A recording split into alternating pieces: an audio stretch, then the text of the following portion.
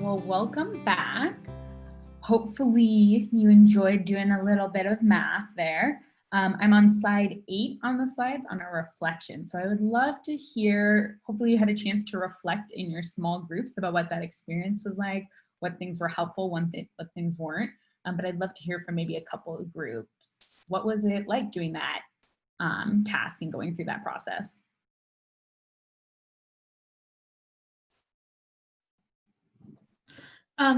So Krista in our group brought up a good point that I hadn't thought about, is that being able to talk to other people in our language to try to figure it out was super helpful.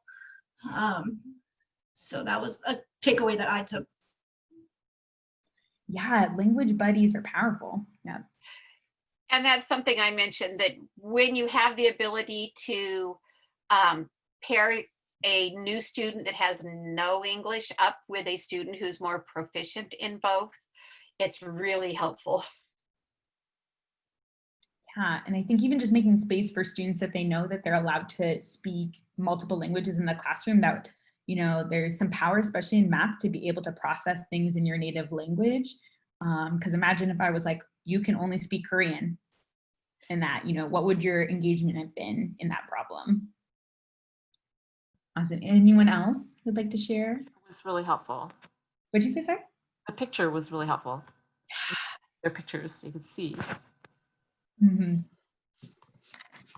For me, there's even a clear difference between a picture and a caption picture. Like that just small move of adding captions really like increases my level. And then if we were to do this in person, I would maybe even add gestures while reading this as well. Awesome, great. So I'm gonna go ahead, if there's no other ones, I'm gonna go on slide 9 now. I put the real correctly translated task. So hopefully you can see this is actually from a Korean textbook. So you can go ahead and look.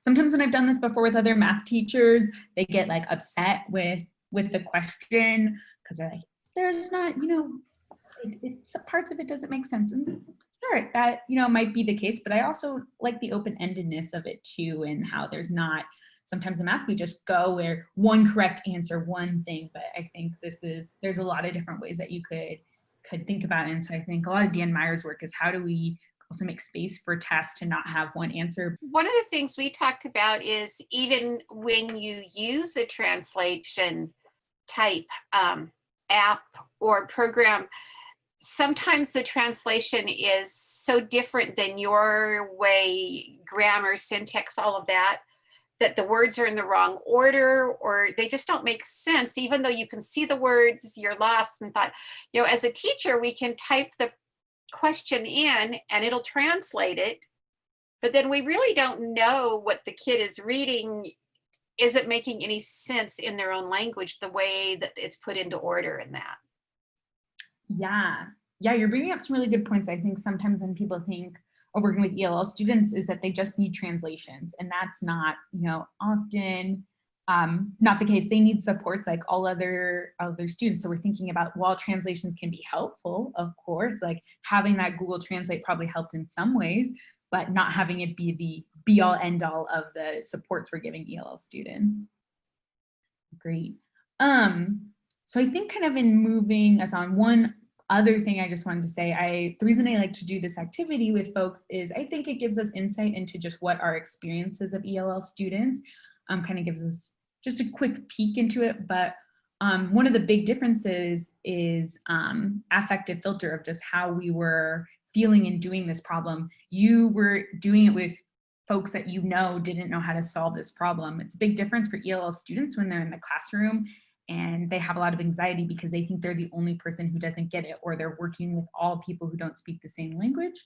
So just continue to think about, how are you checking in with your students? How are you finding out how they're doing, like emotionally too, can go a long way. Great. So we have 10 minutes, so I'll probably just like zip through some examples and strategies of working with ELL students. It won't be the be all end all of working with, but I'm hoping that'll start to pique your interest, and I put some other resources for you as well. But part of this move, which I'm going to talk briefly about PSYOP, is to try to support students and ELL students and still accessing grade level standards, but with support for the language. So just because a student doesn't speak the language doesn't mean they don't have the cognitive capacity to be able to solve these problems. And also ELL students aren't monolithic. They have so many different experiences, proficiencies in their own native language, all different things. So that's just something important to keep in mind. SIOP is an instructional model that a lot of districts use to try to support ELL students in accessing grade level. SIOP is a huge thing. Like there's courses on SIOPs. So I'm giving, you know, in a couple minutes, just giving you like a very, very, very, very brief kind of overview. But there's 8 different components of SIOP and how we're thinking of teaching. So there's lesson preparation. So one of the big parts of lesson preparation, if you move to you're scrolling, slide 14, is content and language objectives. So often as teachers, we're taught writing learning objectives is really important. It's how we provide aim for our lesson, what we want our students to do. And often as math teachers, we're constantly thinking about what's the math content we want our students to do. But what SIOP's advocating is that we're also using language. So there's power in also thinking about how do we want students to use language in our classroom? What are the things?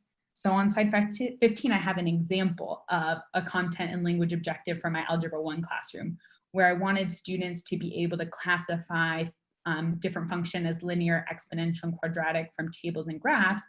But I also wanted them, the language they were using is to be able to describe and explain these key differences.